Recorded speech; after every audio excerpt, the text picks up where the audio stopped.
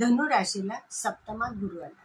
इतके दिवस षष्ठात असल्यामुळे काही गोष्टींना तुम्हाला सामोरं जावं लागलं, निगेटिव्ह गोष्टींसाठी किंवा शत्रूंचा त्रास किंवा कामामध्ये अडथळे, कामाचं नियोजन नीट न होणे, ह्या गोष्टींना तुम्हाला सामोरं जावं लागलं असण्याची शक्यता आहे.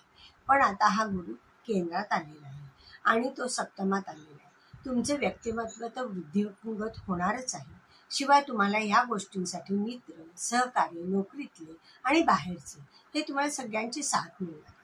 कर्तृत्वामध्ये तुमची वाढ होणार आहे. स्वतःचं आयुष्य कसं सुधारायचं ह्याच्यासाठी जे नियोजन होतं त्याच्यामध्ये तुम्हाला यश येणार आहे. आर्थिकदृष्ट्या त्यामुळे तुमची प्रगती होईल. नोकरीत, व्यापार, व्यवसायामध्ये कसं चांगलं काम करावं ह्याचं तुम्हाला स्वतः ज्ञान वाढवणार आहे आणि त्याचा फायदा तुम्हाला निश्चित होणार आहे.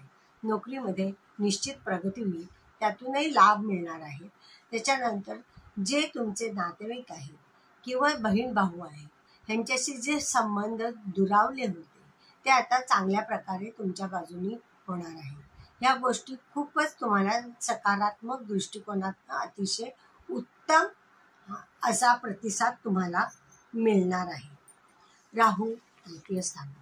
राहू जेव्हा तृतीय स्थानात म्हणजे पराक्रमात असतो तेव्हा तुम्हाला सर्व बाजूनी यश मिळायला लागतं. म्हणजे कसं की हा कर्तृत्वाचा कारक आहे. तुमचे जे प्रयत्न असतात ते तुमचे यशस्वीच होतात. म्हणजे हा राहू तुम्हाला अतिशय पॉझिटिव्ह आहे. म्हणजे सगळ्या ग्रहांवर हा तुम्हाला निगेटिव्ह गोष्टींवर मात करण्याची कपॅसिटी देतो. भाग्यवृद्धी तर होतेच होते.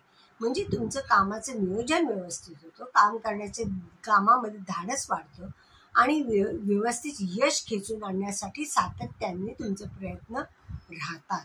म्हणजे ह्या गोष्टी तुम्हाला अतिशय उत्तम असतात. त्यामुळे हा राहू तुम्हाला अतिशय उत्तम फल देणार आहे. फक्त चतुर्थात शनी आहे. इथे थोडंसं काय होतं की थोडं स्लो काम करण्याची तुमची वृत्ती राहते. पण जरी स्लो झालं तरी काम तुम्ही सातत्याने करा आणि यश मिळवा, हे मात्र इथे आहे. नोकरीमध्ये मात्र हा शनी तुम्हाला पॉझिटिव्ह फळं देणार आहे. कामामध्ये तुमची प्रगती करणार आहे. नोकरीसाठी मात्र हा उत्तम कालावधी आहे. त्याच्यानंतर पंचमातला शुक्र, शिक्षण, जे काही कलाक्षेत्र किंवा कला, क्रीडा ह्याच्यात जर तुम्ही घेत असाल तर त्याच्यात उत्तम यश मिळणार आहे. साधेही इतरही तुम्हाला शिक्षण घ्यायचं असेल तर त्याच्यातही तुम्हाला चांगल्या प्रकारे यश मिळणार आहे.